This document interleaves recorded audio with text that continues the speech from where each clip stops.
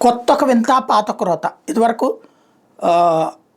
మన ఆఫీసులో అకౌంట్స్ రాసేటటువంటి ఆయనకి 5,000 ఇచ్చేవాళ్ళు. అదే కంప్యూటర్లో అకౌంట్స్ నేర్చుకుని వచ్చినటువంటి వాళ్ళకి 25,000 ఇచ్చేవాళ్ళు. ఇవాళ రోజునైతే లక్షల్లోనే జీతాలు ఉన్నాయి. అట్లాగే ఇప్పుడు నిన్నటిదాకా సాఫ్ట్వేర్ ఇంజనీర్ గ్రేట్.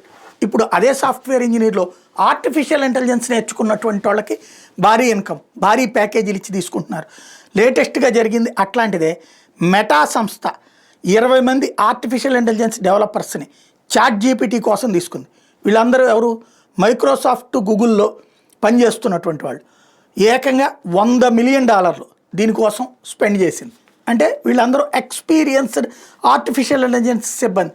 వాళ్ళని తీసుకొచ్చుకున్నారు. యాపిల్కి సంబంధించినటువంటి ఈ ఏదైతే ఆర్టిఫిషియల్ ఇంటెలిజెన్స్ రూపకర్తకి భారీ డబ్బులు ఇచ్చి తీసుకున్నారు. తద్వారా ఆ నాలెడ్జ్ ఉన్నటువంటి వాళ్ళు ఇప్పుడు పండగ చేసుకుంటున్నారు.